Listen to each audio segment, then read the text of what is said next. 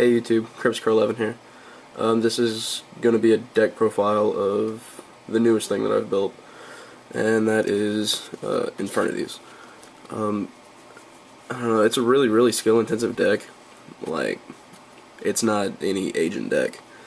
'Cause, agents, you can kind of sack your way through because you've got BLS and 3 Hyperion and 2 Christias, so I mean it just drops boss monsters left and right. This deck is actually really skill intensive, and I'm honestly still learning all of the crazy things that it can do, but I'll just go ahead and start showing you guys the deck. Plays 3 Archfiend. These ones are, I don't know if you can tell, but they're like German. All the foreign ones are super rare instead of ultra. You got a little translation boy here. I think that's kind of a cool thing. Like, foreign countries don't get ultra rares as their promos, all theirs are supers. So if you can get foreign stuff, it'll be a super rare. And they honestly, they're like a lot more vivid and bright, so the card actually looks a lot prettier.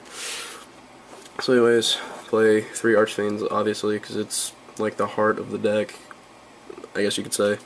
3 Necromancers, because Necromancer is ridiculous. With Mirage and Barrier, you just revive like a Archfiend in this guy. And then hopefully you have like an Avenger in Grave. Oops, sorry about that.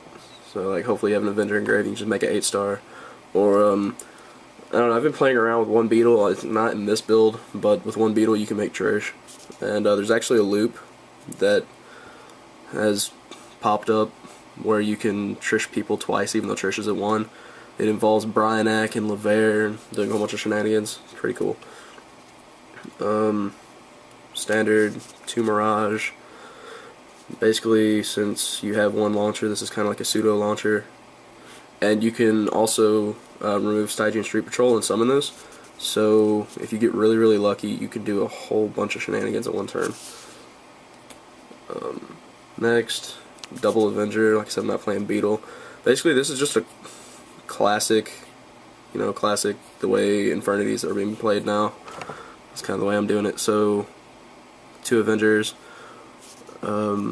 Avenger's kind of cool because if you're like needing to synchro your way out of a situation, then you can just crash like your Necromancer into one of their bigger guys and then get a level 3 Avenger tuner and like Black Rose the field or something if you really need to.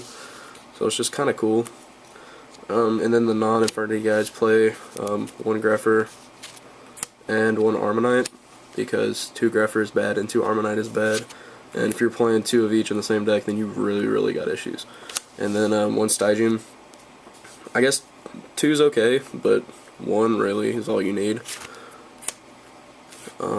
Because you can remove Stygian and literally special summon everything except for your warrior guys.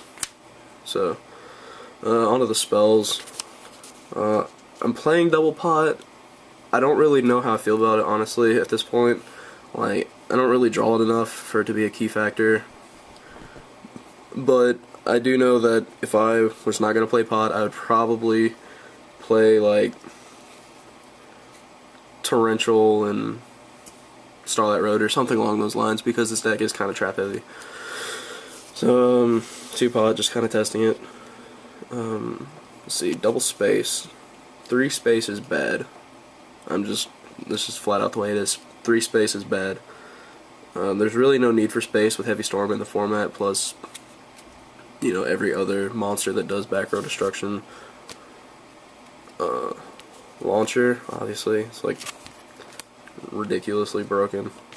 Reborn, it's kind of, Reborn Archfiend, you basically get going if you get stuck. 1 of Book. I tested without Book and I didn't really miss it that much, but then again I was messing around with Beetle, so I don't know. 1 Rhoda, because even though you only have 2 targets, rarely will you ever open Rhoda plus a target, or Rhoda plus both targets. Foolish, for obvious reasons. 1 for 1 is actually ridiculously good in this deck.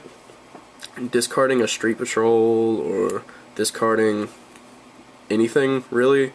You can even, like, discard Mirages for, like a Mirage in the Grave isn't a bad thing, because you can always just use 100 Eyes and copy its effect that way. So anyways, 1 for 1, because you can special summon Mirage and Avenger. And then Heavy Storm and Dark Hole.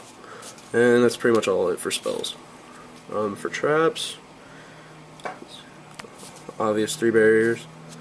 If you're playing 2 barriers, I don't really see why you would. 3 barriers is why this deck is good. If we didn't have barrier, the deck wouldn't be anywhere near as good as it is. Strictly because this stops the majority of things that happen in this game. So 3 barrier is good. Next, 3 Infernity Inferno. Also, I still don't see why I see builds that only play like 1 or 2 of this. Think of this as like Xian's Smoke Signal in a way. Smoke Signal's at 1 and you see what it did to Samurais. Just imagine if you only had 1 Inferno. It's kind of the same deal. You need it to speed up your hand, get your graveyard set. Double warning.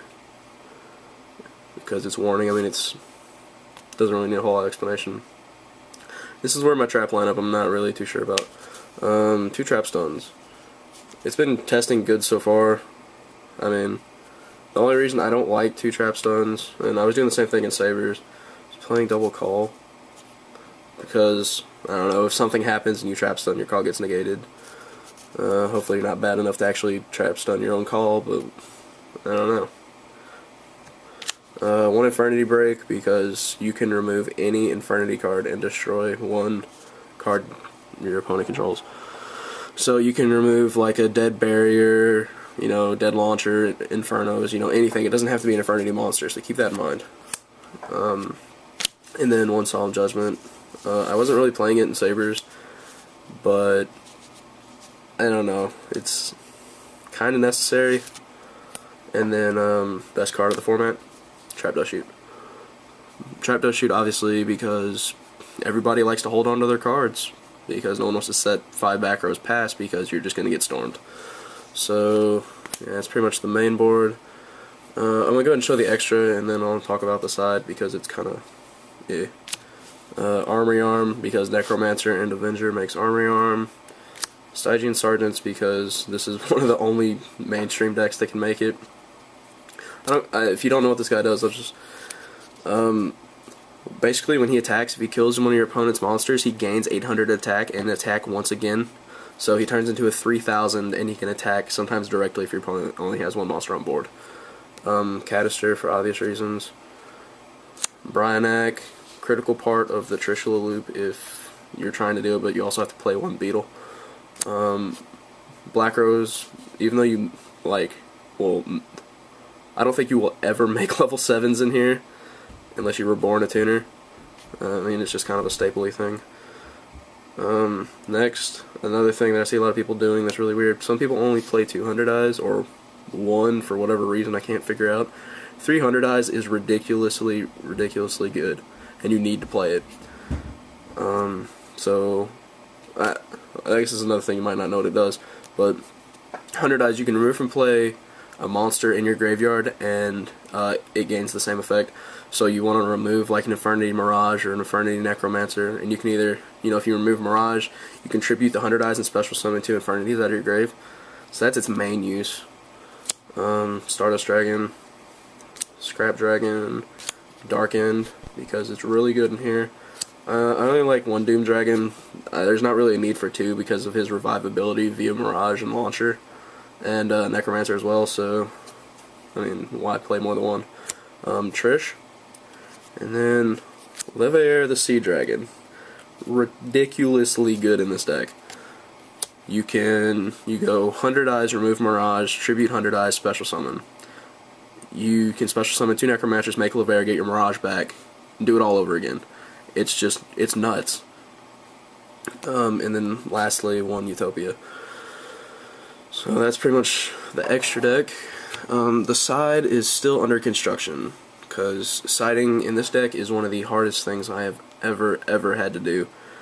The only card I don't currently have is Heroes Rule 2, so I'm kind of trying to make do.